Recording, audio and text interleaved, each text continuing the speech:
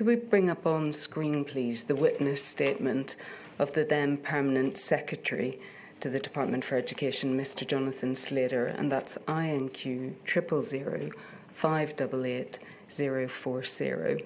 That's page 12, paragraph 5.9.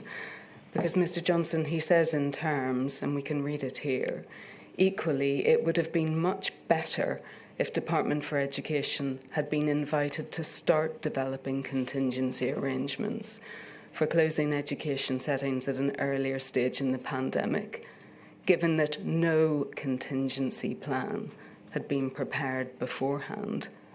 But as can be seen from the fact that the first request we received was on the 17th of March, the government was determined right up to the last minute to keep education settings open.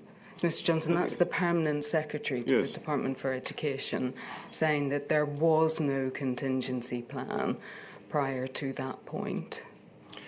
Well, I think that it's certainly where I certainly agree with him is that the government was determined, if we possibly could, to keep educational settings open, to keep schools open, because, as the inquiry has heard many, many times, one of the biggest detriments from COVID was the loss of education, the harm it did to young people. So that is certainly correct. I see that he's saying that no request was received from government to do a contingency plan, but frankly, I would have thought that he is, as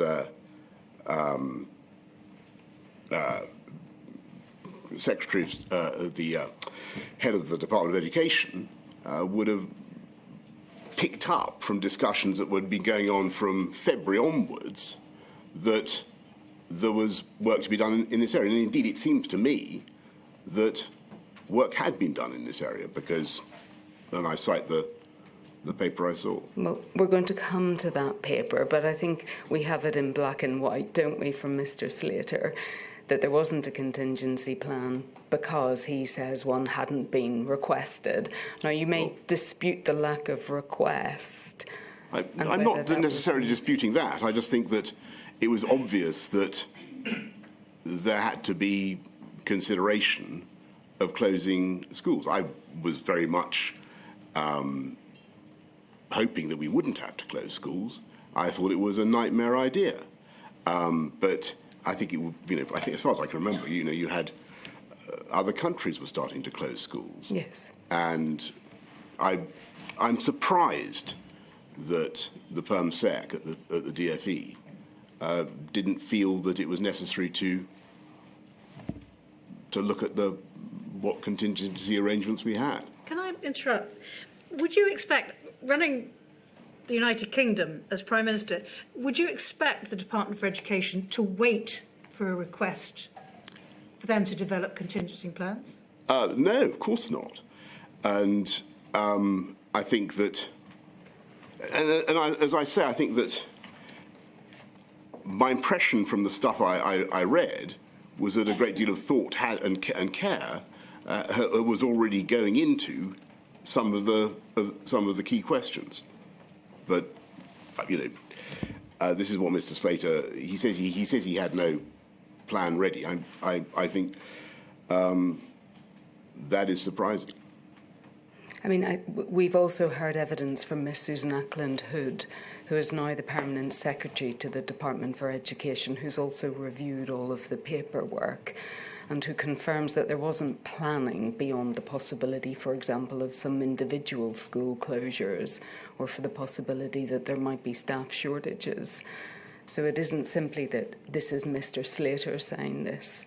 Indeed, that would be surprising. It's been confirmed by the department on their overall consideration of the written material.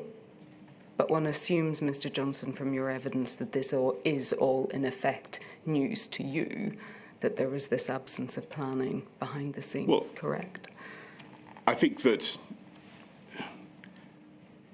there was certainly, as I understood the position at the time, to the best of my memory, there was work going on in the DFE about how to deal with the consequences of COVID, and in particular, how to compensate for the loss of learning And, the paper that I've mentioned that only appeared before me on the 15th seemed to suggest to me that a great deal of work had been done on the key areas. We'll come back to that paper, but I just want to be clear about this.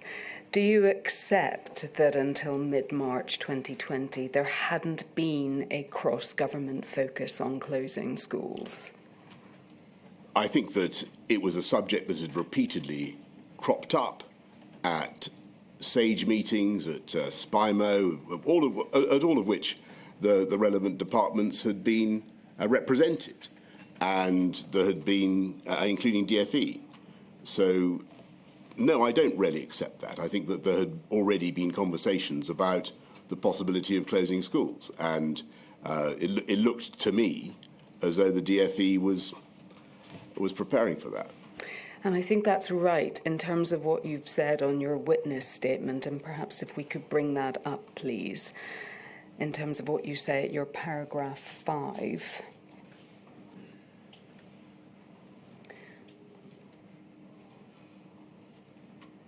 And I think it's suggested from this, Mr. Johnson, that what you're confirming here is that by the 10th of February 2020, it was already apparent or patent that school closures might be necessary as part of your response to the pandemic. Yes, though,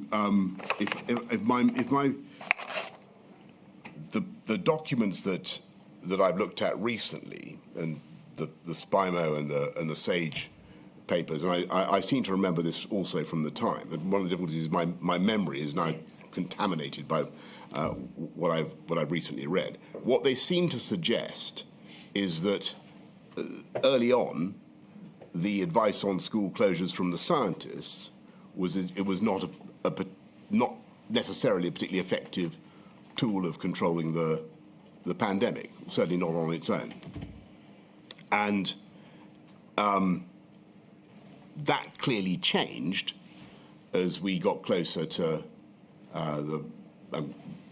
the decision, and the key weekend was March the 14th when all that changed. Turn to that, but do you accept, and the inquiry has been through the scientific advice that was provided from the 4th of February, that from the 4th of February onwards it was being advised by SAGE that school closures were at least in contemplation as a possible?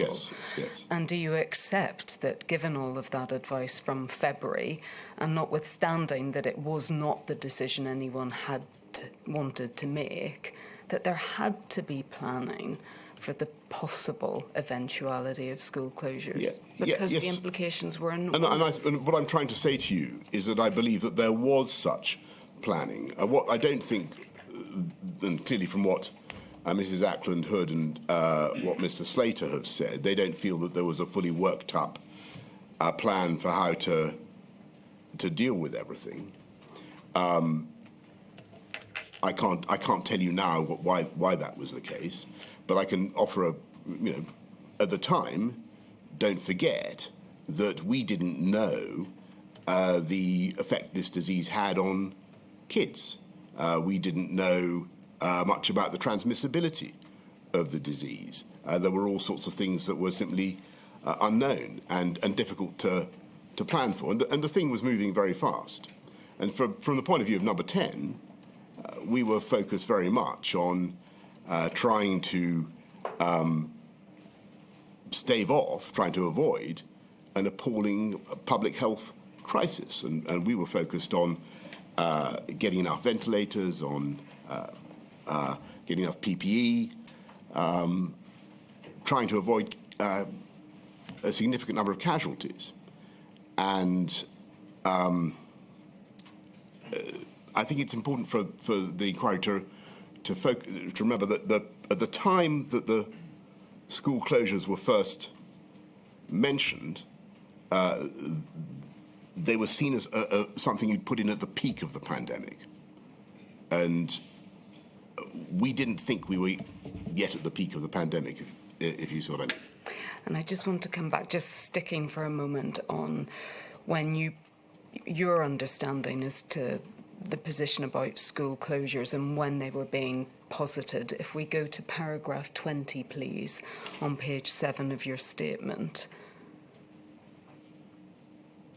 And again, you say here the issue of school closures was on the government's agenda as soon as it became clear how dangerous COVID was.